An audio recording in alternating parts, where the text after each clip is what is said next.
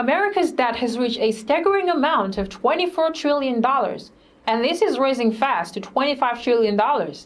It's by far the largest in the world, increasing by $1 trillion each year since 2007. Should we be worried? The big question remains, what could be done about this? The answer is much simpler than what you expect.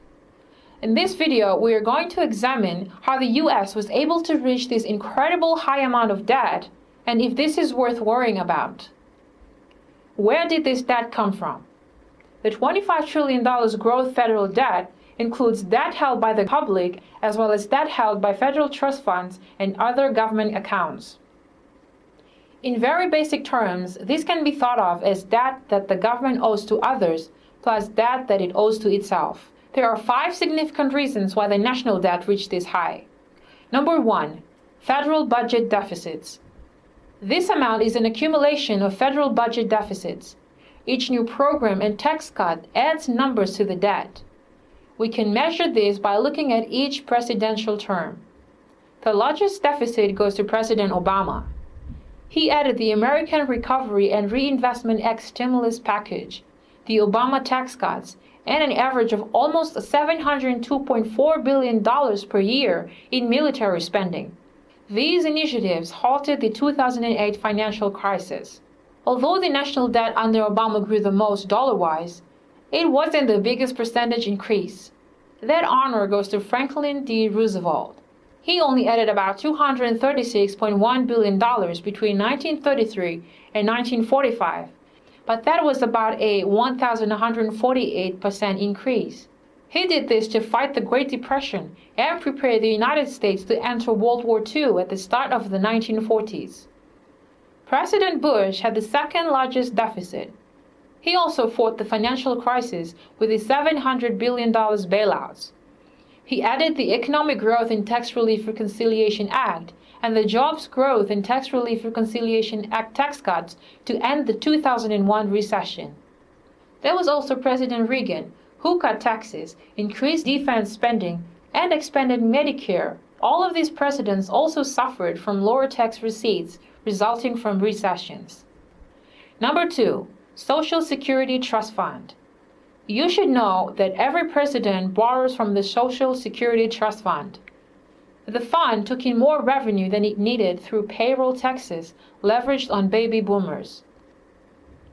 Ideally, this money should have been invested to be available when the boomers retire. Instead, the fund was loaned to the government to finance increased spending. This interest-free loan helped keep Treasury bond interest rates low, allowing more debt financing. But it must be repaid by increased taxes when the boomers do retire. Number 3, other countries. Foreign countries like China and Japan buy treasuries to invest their export proceeds that are in US dollars. These countries are happy to lend to America so that it will keep buying their exports. Even though China wants the United States to lower its debt, it continues to buy treasuries, though it has lowered its holdings of US debt. Number 4, low interest rates. The US government has benefited from low interest rates. It wouldn't have kept running budget deficits if the interest rates were high. But why have interest rates remained low? Purchasers of treasury bills are confident that America has the economic power to pay them back. During recessions, foreign countries increase their holdings of treasury bonds as a safe haven investment. Number 5, the debt ceiling. The Congress is the one responsible for raising the debt ceiling. Since 2001, Congress has modified the U.S. debt limit 14 times. Yet the debt limit has also been suspended. In 2019, President Donald Trump signed the Bipartisan Budget Act of 2019 that increases discretionary spending limits for fiscal years 2020 and 2021, the public debt limit through July 31st, 2021. As a result, the debt limit will be whatever level the debt is on that day. How does this huge amount of debt affect the economy? We all know that in the short run, the economy and voters benefit from deficit spending because it drives economic growth and stability. Let us take a look at this cycle. The federal government pays for defense equipment, healthcare and building construction, and contracts with private firms who then hire new employees.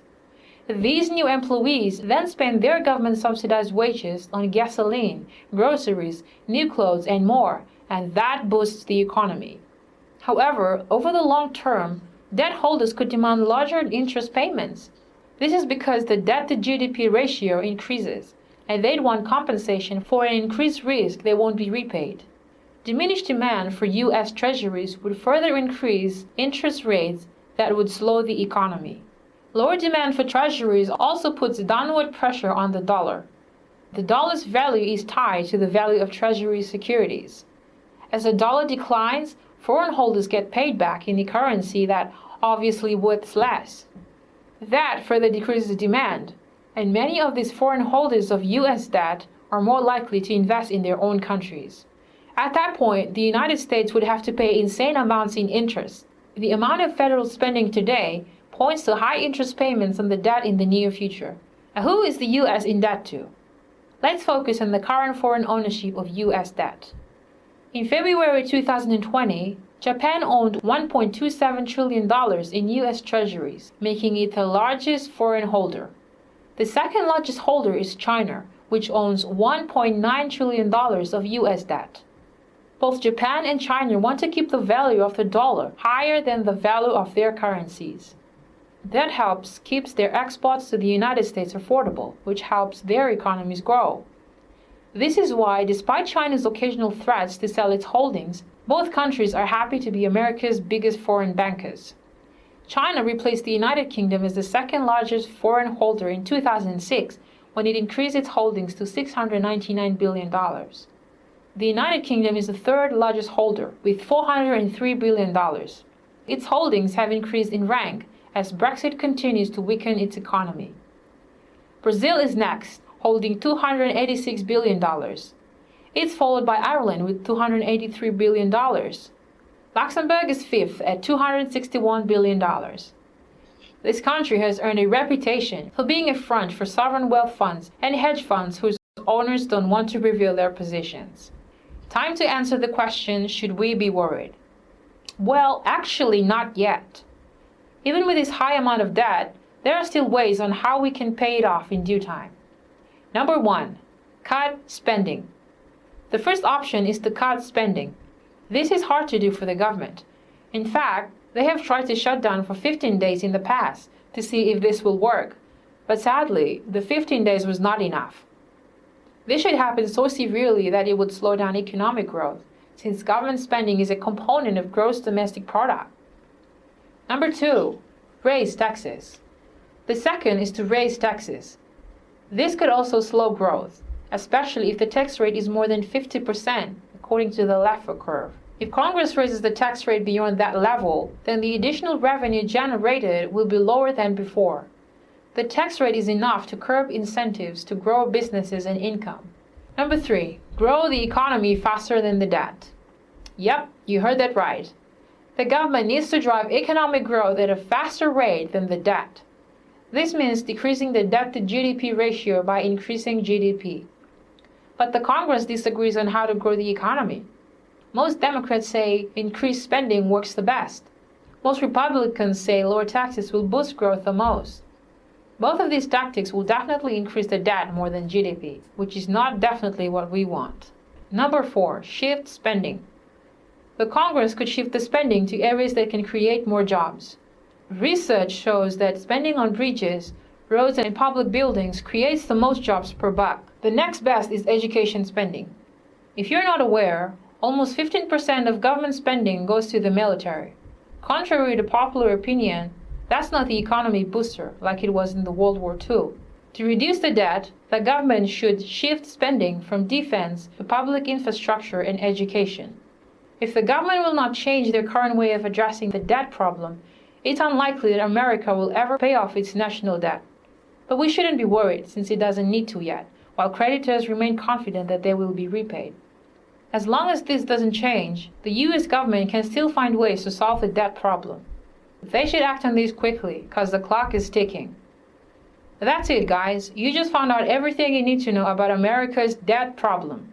What do you suggest to be done about this? Let us know below. If you liked the video, let us know by dropping a comment or hitting the like and subscribe button. Also, turn on your bell notification so you don't miss out on your future videos. See you next time.